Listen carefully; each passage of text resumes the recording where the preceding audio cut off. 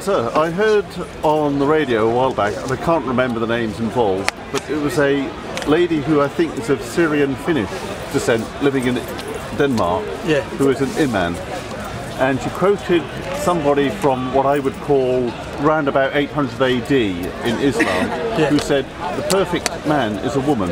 What is your view of that question? Perfect man is a woman? Yes. I don't know a perfect woman. I know there's a hadith. The perfect man is a woman. Yes. He said the statement a perfect man is a woman. I don't understand. It doesn't make any sense because by definition, a man is not a woman. Where is that? A man is a man. A woman. A woman is a woman. It's like I tell you, a perfect dog is a cow. Yes. The perfect dog. The sentence is a cat. It's different. Maybe what she was trying to say, a perfect man who respects women. What she was trying to say is that if you want a man to be perfect, he has to meet the standard of behaviour that a woman has. No, what we say, that maybe she meant this. In Islam we say, min kulli wara rajul azim imra'a. Every behind, yeah, I'm going to say that. Every behind a great man is a woman. Oh gosh, I mean that's what we say. Yes, that's what in Arabic we say. We say al-mar'atu madrasatun. That woman is a school, is a college. In the West they say woman is a half society. We say woman is a full society, the whole society, because she gives a birth to the other half. That's why if you have a good woman that takes care of your children, you will have a good society. That's what we say. Have you ever been to Sutton Hoo? Where? Sutton Hoo. It's near Woodbridge in Suffolk. It's where King Radwell Worthing, it is believed, was buried in a ship burial. And one of the things about Anglo-Saxon society, the burial incidentally was about 600 AD, around about the time that Islam was founded, if that's the correct phrase. Yes. But one of the interesting things it's said is that in that Anglo-Saxon society, women were accepted fairly much as being equal to men and wise counsellors. Woman equal to man? Yes. Yeah, we believe that in Islam, Prophet Muhammed said, "An-nisa'u ashqa'u al-rijal," that women are half of man. However, there are some things for women and for men.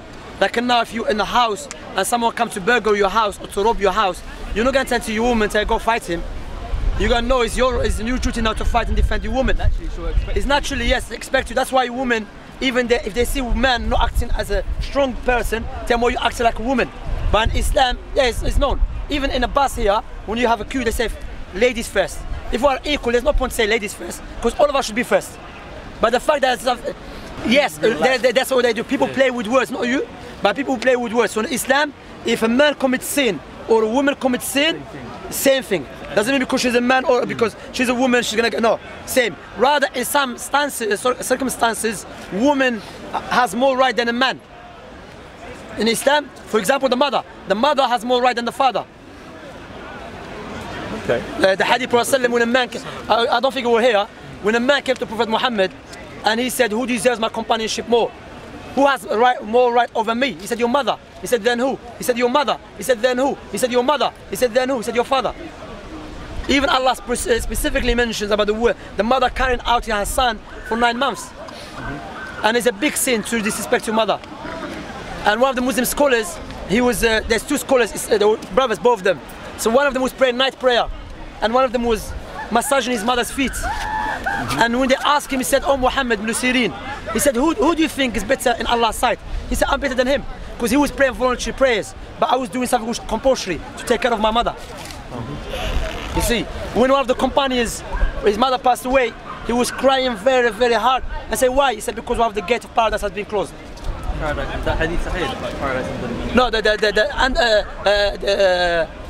correct hadith, when a man came to the Messenger of Allah and he said, I left my mother, he said, go back and take care of her because Jannah is there. You see what I'm saying? But Islam comes with justice. Justice is better than to be equal all the time, because sometimes to be equal can be oppression. How? For example, if you have a son and you take care of him, and one of them has a wife and a children, and you have a son has no family, which one deserves more money? You want to give them both £50 or £100? £50, or you have to give according to the situation. Come question, I would have to think about that. I've never been in I think you should speak to the. I think you should speak to Job Centre because they're not doing what you're speaking about. Even the government in this country, they know the one with the family deserves more money than the single person. So even in this country, even the one who is older in age, they give him more money than the one who's younger in age. Because culturally. No, culture even makes sense. Culturally in British society, going back historically, then generally speaking, property was divided equally between sons as inheritance.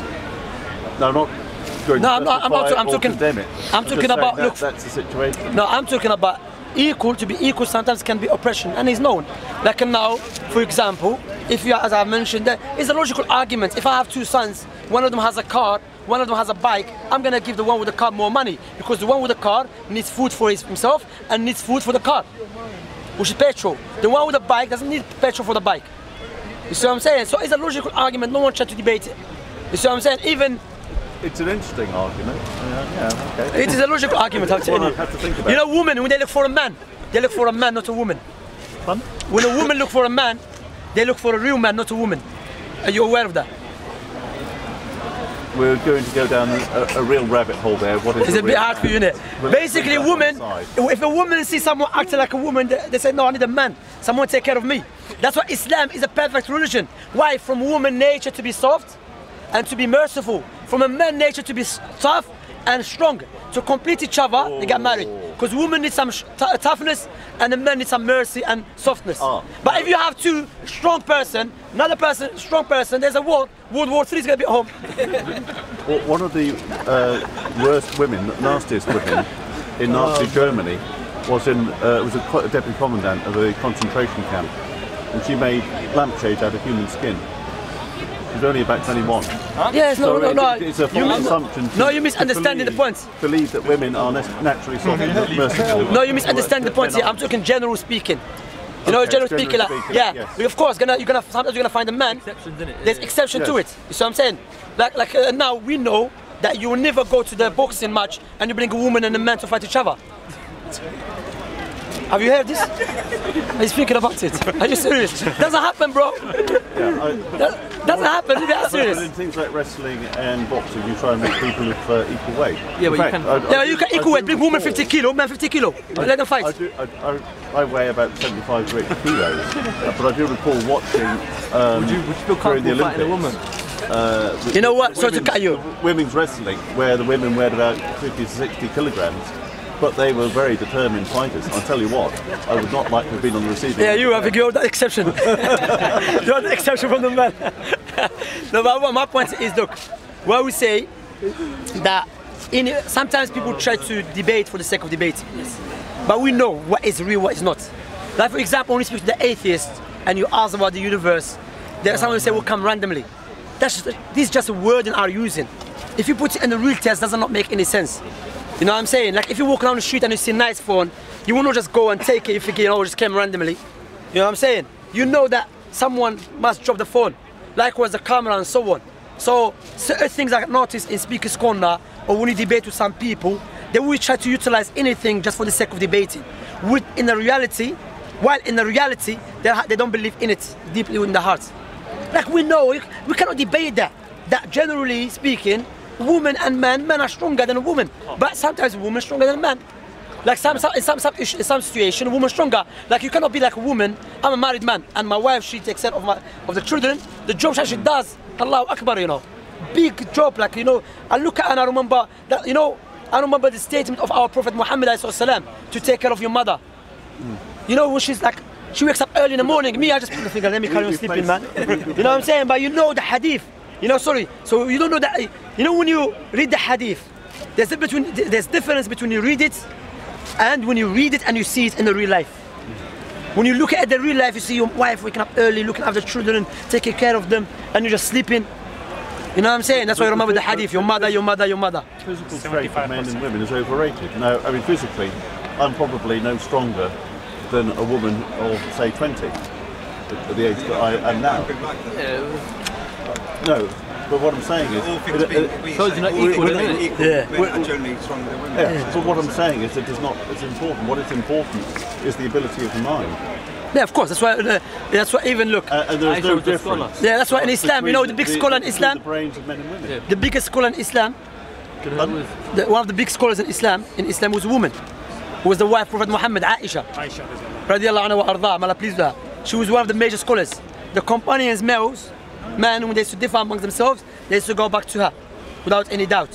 That's why the poet said, لو كانت عائشة مثل سائر الرجال لفضلت النساء على الرجال لا التأنيث نقصا للشمس ولا تذكير لفخر الهلال.